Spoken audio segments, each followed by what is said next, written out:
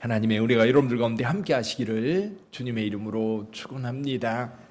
이 성경에 기록된 역사를 한번 볼까요? 태초가 있습니다. 태초는 이제 하나님께서 천지를 창조하실 때지요. 그 전은 시간이 없어요. 그래서 하나님께서 태초에 천지를 창조하시는데 이 땅에 혼돈하고 흑암이 가득할 때에 하나님께서 질서를 부여하면서 천지를 창조하십니다. 창조해서 오시다가 이제 에덴 동산에서 아담과 하와가 타락을 하면서 이 땅에 죄악이 들어오지요.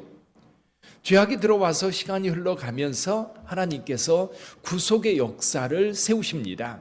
그리고 아브람과 이삭과 야곱, 또 나중에 모세, 이런 사람들을 통해서 이스라엘이라고 하는 하나님께서 먼저 선별한 나라가 있었어요. 그 나라로 역사를 계속해 오시다가 때가 되었을 때 하나님의 아들 예수께서 이 땅에 오시어서 예수를 믿는 자들을 통해서 이 땅에 구원을 온전하게 베푸셨지요. 그래서 예수님을 믿는 시대에 교회 시대라고 해요. 그 교회 시대가 쭉 가고 있는데 지금이 어느 시대예요? 교회 시대입니다. 예수님을 믿고 예수님을 따르는, 그래서 예수의 복음이 온 세상에 선포되고 있는 시대, 그 시대가 바로 교회 시대죠. 교회 시대가 다 끝나면 이제 이 땅에 많은 환난들이 있을 거예요. 재난이 있을 거예요.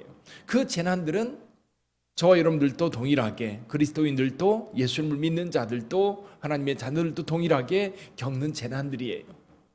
이 재난이 점점 강해지면서 이제 마지막 때가 옵니다. 그때가 언제예요? 예수께서 공중 재림할 때입니다. 예수께서 공중으로 재림해 오시면 이 땅에 있는 믿는 자들이 다 휴거되고, 그리고 무덤이 열려 전에 예수를 믿어 죽임을 당한 모든 사람들, 또 예수를 믿다 죽은 사람들 모두가 공중으로 올라가서 공중에서 예수 그리스도와 함께 합니다.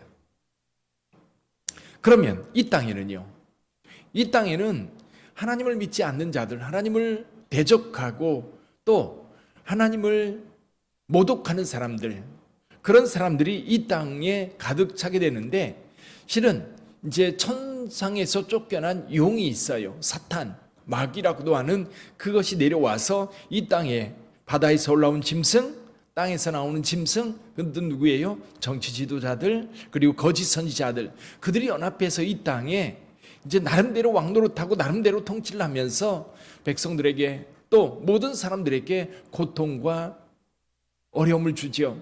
근데 그때에 이 땅에는 나팔재앙과 대접재앙으로 많은 사람들이 고통을 당하고 죽임을 당할 거예요. 근데 문제는 뭐냐면 그렇게 고통당하고 죽임을 당하면서도 하나님을 원망하고 하나님을 대적하는 것이 이 세상의 모습인 겁니다. 왜? 예수 믿었으면 전에 다 믿었을 거예요. 그렇죠? 마음이 완악하지 않은 사람들은 예수를 영접하고 그 예수님을 따를 겁니다. 근데 마음이 완악하니까요, 여러분들이 예수를 전할 때에 그들이 예수님을 영접하는 게 아니라 배척하고 오히려 예수를 전하는 자들을 모독하고 고통을 안겨주고, 심지어는 정치 세력, 적그리스도들이지요, 예수 믿는 자들을 사형에 처하고 죽도록 고통스럽게 만듭니다. 그런 세월들이 있었어요. 그러니까 그런 세월들을 지난 사람들, 그때 예수를 믿어서 다 휴거되어서 올라간 이 나머지 사람들은 정말 완악한 사람들만 남은 거예요. 그러니까 하나님을 믿을 수 있는 기회가 있음에도 불구하고 그들은 믿지 않습니다. 다만 이 땅의 7년대 환난 동안에 그래도 한번 기회가 주어지는 곳이 있는데 이스라엘 사람들이지요. 예수께서 왔을 때에, 이 땅에 오셨을 때에 예수님을 거역하고 배척했던 사람들이 그제서야 깨닫는 사람들, 마지막 때가 돼서야 깨닫는 유대인들이 있을 거라는 거지요.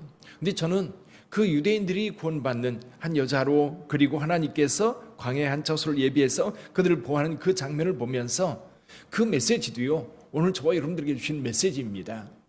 그런 환난과 고통 가운데에서도 우리의 믿음을 잘 지켜가야 되는데, 어쩌면 너무 우리가 편안하게 신앙생활 하다 보니까 예수 안 믿어도 잘 살 것 같은 그런 느낌인 것 같아요. 그러나 여러분, 우리에게 평안이 주어졌을 때 예수님을 믿지 않는 사람들이 환난이 왔을 때 예수 믿을까요? 오히려 더 안 믿죠. 그래서 결국 이 땅에는 7년대 환난이 이루어지고, 그리고 이제 적그리스도와 거짓 선지자는 불못에 던져집니다.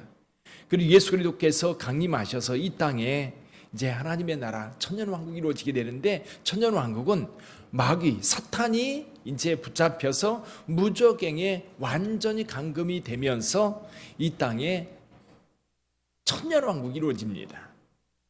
천년왕국은 주의 백성들이 왕노릇하는 그런 시기예요. 그 천년왕국이 다 지나고 나면 잠깐 용이 놓이게 되는데, 이때 또다시 하나님을 대적하는 그런 일들이 벌어져요. 이제 그때에 하나에서 불이 내려서 이제 용과 다른 대적하는 모든 것들이 불살라지는데, 그 얘기는 뭐냐면 천년왕국은 완전한 왕국은 아니라는 뜻이에요. 완전한 왕국은 아니라는 뜻이. 그 완전한 왕국은 어디에서? 지금 오늘 21장에서 이루어지는 거예요. 이제 완전한 왕국이 이루어지기 위해서는 백보자 심판이라고 하는, 예수님께서 내려오셔서 이제 모든 죽은 자들이 다 일어나서 심판을 받게 되는데, 그 심판을 받게 될 때에 두 번째 사망, 둘째 사망이죠. 이제 영원히 지옥에 들어가는 거예요. 영원히. 그리고 이제는 하늘로부터 새 하늘과 새 땅이 만들어지고, 하늘로부터 새 예루살렘이 이 땅에 내려와서 새로운 나라가 이루어지는 거지요. 근데 여기 보십시오. 1절에 보면 또 내가 새 하늘과 새 땅을 보니 처음 하늘과 처음 땅이 없어졌고 바다도 다시 있지 않더라. 이건 뭐예요? 완전히 지금 우리가 가지고 있는, 우리가 살고 있는 우주가 완전히 달라진 거예요. 완전히 달라진 모습. 그러니까 우리가 경험했던 이 땅, 우리가 살고 있는 이 땅과 바다, 하늘, 이런 것들이 완전히 새로운 것으로 변화된다는 겁니다. 그리고 새 예루살렘이 이루어지는 거지요. 자, 그런데 이 새 예루살렘이 이루어질 때에 그 중심에는 하나님께서 계시고 어린 양이 있습니다. 그리고 거기에 들어가는 자들, 거기에 사는 자들은 어떤 자들인가?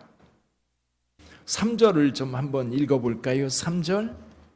내가 들으니 보좌에서 큰 음성이 나서 이르되 보라, 하나님의 장막이 사람들과 함께 있음에 하나님이 그들과 함께 계시리니 그들은 하나님의 백성이 되고 하나님은 친히 그들과 함께 계셔서. 4절. 모든 눈물을 그 눈에서 닦아주시니 다시는 사망이 없고 애통하는 것이나 곡하는 것이나 아픈 것이 다시 있지 아니하리니 처음 것들이 다 지나갔음이로라. 자, 이제는 우리가 이 땅에 살면서 당하는 생로병사의 고통들, 아픔들, 이런 것들은 이제 다 사라진 거예요. 그것도 그럴 것이, 우리가 휴거될 때 이미 우리는 부활체로 달라집니다. 그렇죠? 이미 부활체로 달라져서 공중에서 주를 영접합니다. 근데 그 달라진 그 부활체는 참 이 땅에서 겪는 고통들, 아픔들, 질병, 곡하는 것이나 슬픈 것이 다시 있지 않은 그런 상황인 거예요. 마지막 때 저와 여러분들에게 이루어질 그 나라인 겁니다. 그러나 여러분, 거기 들어갈 수 있는 사람들이 있는데 들어가지 못하는 자들이 있지요. 여기 8절에 보면 그 목록이 쭉 있어요. 같이 한번 볼까요?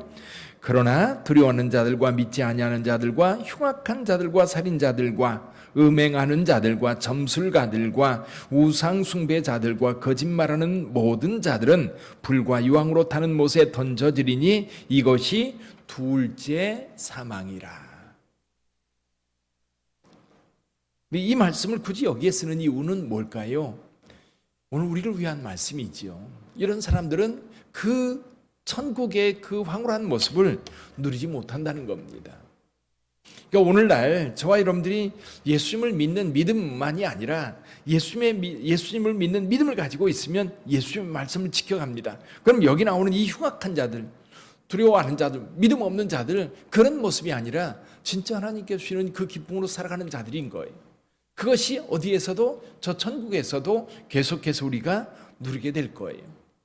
그리고 새 예루살렘에 대한 모습을 우리에게 보여주고 있는데, 저는 이 모습을 보면서 그런 생각이 들어요. 요한은 그걸 이제 환상 가운데 그걸 보는 겁니다.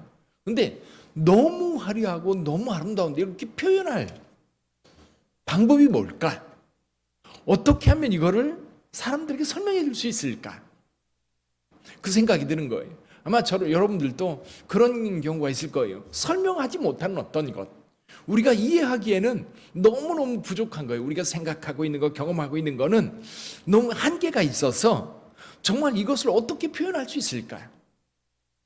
그 새 예루살렘이 하늘로부터 내려오는데 그 모습이 밑에는 12보석으로 기초석이 되어 있고, 그리고 문이 이 동서남북으로 3개씩 있는데 진주로 되어 있다. 하나의 진주인 거예요. 진주는 하나의 진주의 문이 있고 천사가 있고 거기는 이스라엘 12지파의 이름이 있다는 겁니다. 그리고 그곳에는 이 들어가면 바닥이 뭘로 되어 있어? 유리 같은 것으로 되어 있는데 다 금으로 깔려 있다는 거지. 근데 금으로 깔려 있는 게 아니라 정말 우리가 황홀해서 감히 눈을 들어 볼 수 없는 그런 화려한 모습일 거라고 하는 거지. 가끔 그 광고 카피에 보면 그런 얘기 있습니다. 상상 이상이다. 그치? 상상 이상이다. 우리가 어떤 것을 상상하든지 아마도 천국은 우리가 그것을 보고 표현할 수 없는 어떤 것들, 상상 이상의 어떤 모습일 거예요. 이제 거기에는 밤도 없고 그리고 항상 환한 빛 가운데 있는 겁니다. 태양이나 달이나 별들이 전혀 소용이 없는 그냥 그 자체로 환한 그런 곳으로 말씀하고 있어요. 27절에서 또 이렇게 말씀합니다. 무엇이든지 속된 것이나 가증한 일 또는 거짓말하는 자들은 결코 그리로 들어가지 못하되 오직 어린 양의 생명책에 기록된 자들만 들어가니라. 그래요. 오늘 우리가 살아가고 있는 것은 아직 그 나라, 우리가 앞에 이루어질 그 나라에 대한 그냥 환상만 보고 있는 거죠. 그러나 여러분들은 그때에 이루어질 그 나라를 오늘 꿈꾸면서 살아야 돼요. 그때를 늘 마음에 그리면서 살아야 돼요. 그래야 그것이 우리 것이 돼요. 어린아이들에게 꿈을 심어줘야 된다라고 하는 것이 그겁니다. 어린아이들이 어렸을 때부터 꿈을 가지고 있는 아이들, 초등학교 됐는데 엄마 나 저거 하고 싶어 하면서 거기에 빠져있는 애들이 있어요. 그런 애들은요 세계적인 아이가 됩니다. 그 분야에 어렸을 때부터 농구하는 아이들, 또 뭐 축구하는 아이들, 운동도 그렇고요, 재능도 그래요. 과학자들도 또 소설가들도 어렸을 때부터 이렇게 티나요. 세계적인 작가들은. 근데 이제 평범한 아이들도요 뭔가 좀 꿈을 심어주면 그 꿈을 가지고 계속 그 꿈을 꾸게 되고 그 분야에서 일하는 사람들을 보게 되고 그리고 그것이 무엇을 의미하는지 찾게 되고 그러면 점점 그렇게 만들어져 갑니다. 그럼 우리 그리스도인들이 이 땅에 살면서도 지금 여기 요한계시록 21장이나 22장에서 말씀하고 있는 그 나라를 꿈꿔야 돼요. 어떻게 하면 내가 그 나라에 갈 수 있을까? 그러면 그 나라를 품고 살면 오늘 조금 힘들어도요 견딥니다. 그리고 좀 유혹이 있어도요 이깁니다. 더 큰 것이 있으니까요. 더 큰 것을 바라보지 못하면 아주 자그마한 것의 유혹에 빠져서 넘어갑니다.